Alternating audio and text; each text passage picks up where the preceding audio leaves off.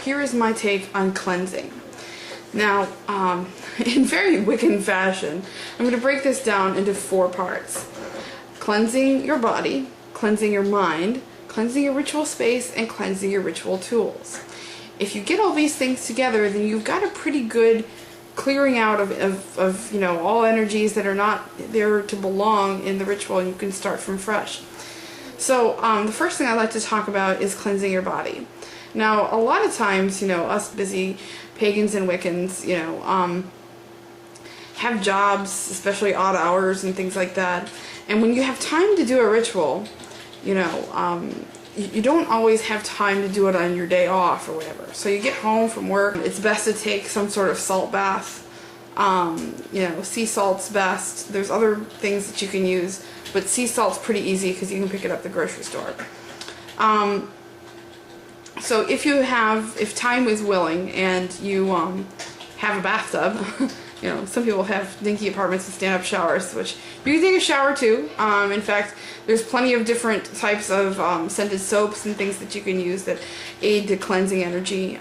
Jasmine is a good one. Lavender is another good one for cleansing. You can. I have a friend here in Chicago that makes awesome lotions and soaps and things like that. And you can pick those up usually at metaphysical shops, or I think even like some of the like Bed Bath and Beyond and what's the other one? Bath and Body Works might have some as well if you want to go mainstream. But it's really important to kind of just like get off all that, you know, grime and stuff like that. Now, usually, like when you're in your shower or bath, you can also work on cleansing your mind. One of the ways that I like to do this, especially if you're taking a bath, it's a really good kind of visualization. You know, if you've had a hard day at work, or you've got something that's bugging you or something like that, and you don't want to bring that energy into ritual, it's really good to just kind of imagine that those thoughts, those feelings are just kind of, you know, leaving your body and falling into the water. Now, if you're taking a shower, you can imagine this right away as it's washing your body. It's also washing your mind and letting that those negative thoughts and emotions go down the drain. You're taking a bath, you know, you pull the plug, you know, lift up your stopper, whatever you do, and as that water goes down the drain, so do your negative thoughts and emotions that you don't want in ritual. So it's kind of a good balance between cleansing your body and cleansing your mind. Another good technique, if you're just using like, you know, if you're not able to do that while in the shower, which some people can't, another good thing that you can do is just sit and relax and imagine that all the things that you have in your mind are just kind of being swept away. You know, you can imagine kind of like a broom in your mind, and it's just kind of sweeping away the negativity, all those cluttered thoughts that you had during the day. So it's really important to start fresh with ritual, because when you're focusing your intent, you don't want to have other thoughts and other things get into the way during that during that process. You want to be able to focus that intent directly as much as possible. So this is why cleansing becomes so important. The next thing would be to cleanse your ritual space.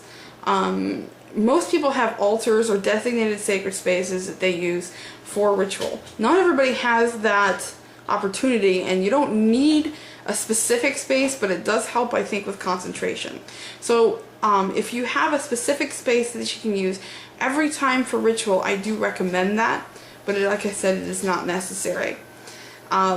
If you know, for example, I have an altar that I use when we've moved in. It was like one of the reasons I wanted the apartment, because it's a built-in buffet. It's got this neat, like, you know, mirror behind it, and so I've got plenty of space to set everything up, and that is my sacred space.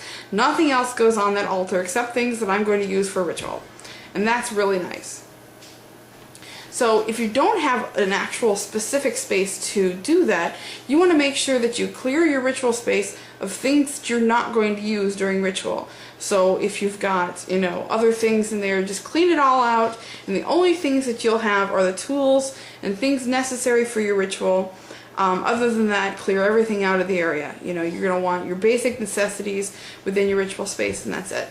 Now, besides that, another thing that, you know, if you have the opportunity to do, depending on what type of floor you have, you might want to take some Florida water or something else of that nature, some floor wash, and kind of get the floor of your ritual space. If you're doing it on carpet, simply vacuum the carpet, or at least, you know, get that ritual space as clean as possible.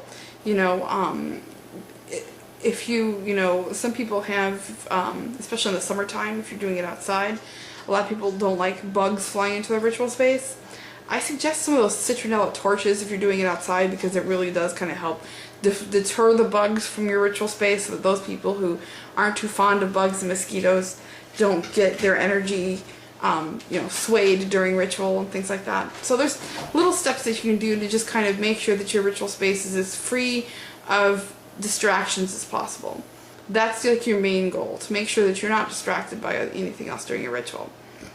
Then of course your ritual tools. Each time you use your ritual tools, you're putting energy into them. And those energies have different intents.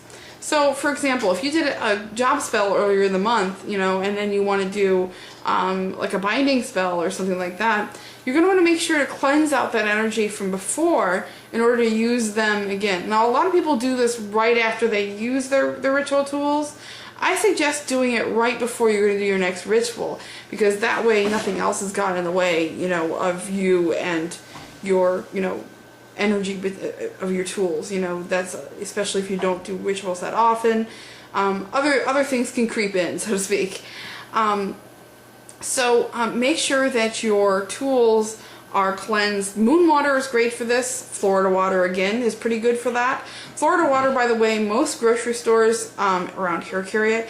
I don't know about you guys. You can also get it at azuregreen.com, or my friend Ken at Alchemy Arts also sells it. Also, the Occult Bookstore sells it. And I do believe you can probably get it at least on the Occult Bookstore's website. So, to promote the shops in my area. But there are some, you know, it is pretty easy to pick up, Florida water is. And I recommend that because it's a great cleansing tool. You can also use it, its actual ritual purpose, I mean, like, its actual purpose is for cologne, but it's all natural, so you can use it for a lot of purposes. So yeah, Florida water I definitely recommend, especially for cleansing things. Another good thing if you're using candles in ritual and stuff like that, I never use a candle for more than one type of intent in a ritual. So for example, if you do a job spell with a candle, the only thing you're going to want to dedicate that candle to then is that type of energy, that prosperity energy. If you're doing another job spell or another type of money activity, you can take that candle back out and use it again. But if, for example, you want to use a candle for health or something like that, you should really pick up a new candle and use that. Obviously, you know, you don't have to use candles in ritual, but they are a good ritual tool for helping you focus that energy. So for those people who use candles and things like that in ritual, because of the candle becomes a focal point of your spell, it's usually good to use a fresh new candle with, you know, each type of different intent in your ritual space. So that about covers it. That's a pretty good overview of things that you need to be concerned about. Another thing, just to you know, word to the wise, when you're doing ritual, it's usually good to be free of interruption and outside noise as well.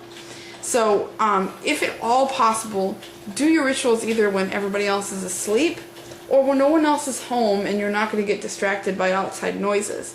Sometimes these things cannot be avoided. Obviously, if you're doing a ritual and a police car goes down the street, happens a lot in Chicago, then, you know, there's not really much you can do about that, but that's usually only a momentary distraction. If you've got siblings in the next room screaming and crying and stuff like that, that can be a much larger distraction. So it's usually better to do rituals, especially if you live with other people, when everybody else is asleep. Okay, I welcome your questions and concerns. If you have anything to add, I welcome that as well. And blessed be.